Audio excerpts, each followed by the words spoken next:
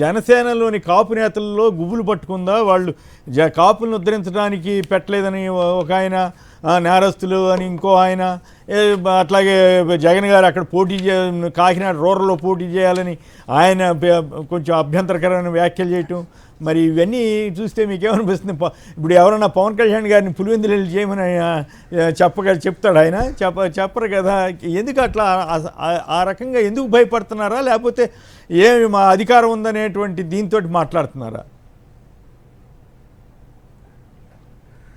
Sir ఇప్పుడు పంతం నానాజీ గారు కానీ, లేకపోతే కందుల దుర్గేష్ గారు కానీ, లేకపోతే ఎవరెవరు మాట్లాడినా కూడా వాళ్ళు ఎందుకు మాట్లాడుతున్నారు?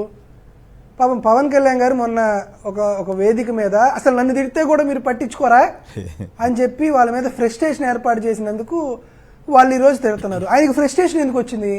మన జూన్ 4వ తేదీన వైఎస్ఆర్ కాంగ్రెస్ పార్టీ రెండేళ్ల ప్రధాన ప్రతిపక్షంగా ఉంటూ 2 ఏళ్ల ప్రోగ్రెస్ రిపోర్ట్ అని చంద్రబాబు నాయుడు గారు పడిచినటువంటి వెన్నుపోటుకు సంబంధించి 175 నియోజకవర్గాల్లో ర్యాలీ నిర్వహించిన కాడి నుండి వారికి వచ్చినటువంటి ఇంటెలిజెన్స్ రిపోర్ట్లో వైఎస్ఆర్ కాంగ్రెస్ పార్టీ కార్యకర్తలు ప్రభుత్వం వచ్చినటువంటి 2 ఏళ్లలోనే పూర్తి స్థాయిలో 100% యాక్టివ్ అయ్యి జనాల ముందుకు రోడ్ల మీదకి వచ్చేసేసారు అనేటువంటి ఫ్రస్ట్రేషన్ చంద్రబాబు నాయుడు గారికి తగిలింది. ఆయన ఫ్రస్ట్రేషన్కి ఆయింట్మెంట్ పోయడానికి పవన్ కళ్యాణ్ గారు ఆ మాటలు మాట్లాడారు. పవన్ కళ్యాణ్ గారు పాపం ప్రాధేయపడి ఫ్రస్ట్రేషన్ వచ్చి చెప్పిన తర్వాత ఇక నోటికి అడుపు లేకుండా పంతం నానాజీ లాంటి వాళ్ళు, కందుల దుర్గేష్ లాంటి వాళ్ళు, చివరికి అరవ శ్రీధర్ లాంటి వాళ్ళు కూడా వచ్చి మాట్లాడుతున్నారు. వాటందరికీ మేము సమాధానం చెప్పాల్సింది ఉంది. ఏంటంటే సార్ ఇక్కడ చాలా స్పష్టంగా మీకు కొన్ని విషయాలు చెప్పాలి.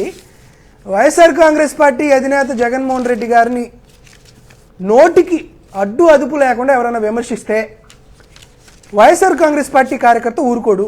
అది అతనికి జీతం ఇచ్చేటువంటి ఆ కంపెనీ ఓనర్ అయినా, లేకపోతే దేశ ప్రధానమంత్రి అయినా, అమెరికా అధ్యక్షుడైనా, ఇది వైఎస్ఆర్ కాంగ్రెస్ పార్టీకి సంబంధించినటువంటి బలం. కొన్నిసార్లు ఆ బలాన్నే పవన్ కళ్యాణ్ లాంటి వాళ్ళు ఏం చేస్తారంటే టాపిక్ని డైవర్ట్ చేయాలా, ఏదో విధంగా ఇబ్బందులకు గురి చేయాలనే ఉద్దేశంతో నోటికి వచ్చినట్టు, అసలు అతనికి రాజకీయాల్లో ఏమాత్రం ఉండేటువంటి అవగాహన లేదు. ఎందుకంటే ఆయన అనంతబాబు గురించి మాట్లాడతారు.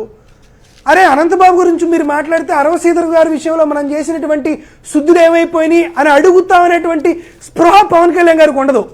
ఇదే పంతం నానాజీ దళిత డాక్టర్ని, ప్రొఫెసర్ని పట్టుకొని అసలు నోటికి నేను మాట్లాడినటువంటి భాషలో తిట్టాడు.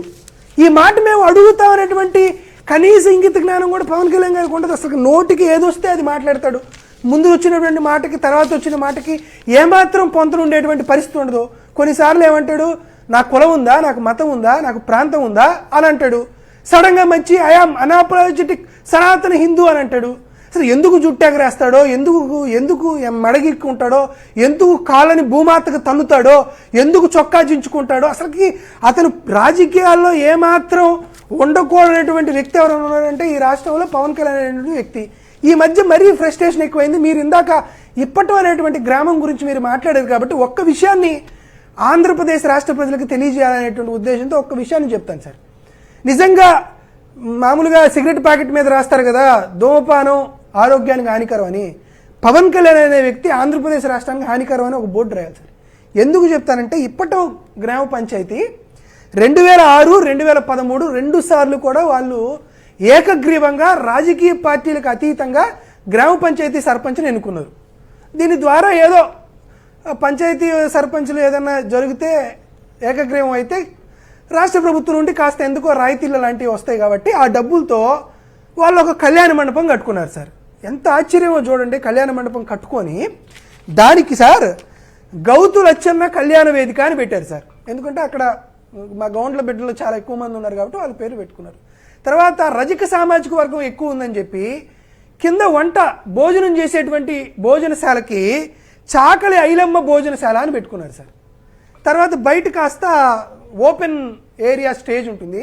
ఆ ఓపెన్ ఏరియా స్టేజ్కి వంగవీటి మోహన్ రంగా ఓపెన్ స్టేడియం అని పెట్టుకున్నారు సార్. మొత్తానికి కళ్యాణ మండపానికి వైఎస్ రాజశేఖర రెడ్డి గారి కళ్యాణ మండపాన్ని పెట్టుకున్నారు. ఇది ఇప్పటం గ్రామానికి సంబంధించినంత వరకు మనం 2021, 22 దాకా మనం చూసినటువంటి వాతావరణం. వరుసగా 3 సార్లు గ్రామ పంచాయతీ సర్పంచ్ ఏకగ్రీవం చేసుకున్నారు. కానీ దానికి పవన్ కళ్యాణ్ అనేటువంటి కుల వైరస్ దూకింది.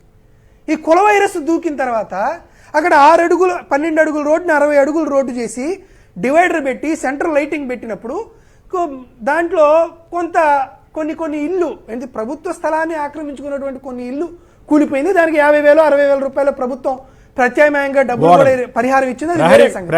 ఈ పవన్ కళ్యాణ్ అనేటువంటి వైరస్ ఆ గ్రామానికి ప్రహరీ గోడలు ఆ పవన్ కళ్యాణ్ వైరస్ అనేది ఆ గ్రామానికి తగలగానే సార్ మీరు ఆశ్చర్యం 2024 ఎన్నికల ఫలితాలు వెలువడిన తర్వాత చాకలి ఐలమ్మ విగ్రహాన్ని, వైఎస్ రాజశేఖర రెడ్డి గారి విగ్రహాన్ని, గౌతు లచ్చన్న గారికి సంబంధించినటువంటి ఆడిటోరియం పేరుని మొత్తాన్ని కూడా తుడిచేసి, మోహన్ రంగా గారి మొత్తాన్ని కూడా తుడిచేసి ఆ విగ్రహాలు పగలగొట్టి ఆ ఇప్పటం గ్రామంలో అన్నదమ్ముల్లాగా అక్కా చెల్లెల్లాగా కలిసి ఉన్నటువంటి సామాజిక వర్గాల మధ్య విషబీజాలు నాటినటువంటి వైరస్ సార్ పవన్ కళ్యాణ్.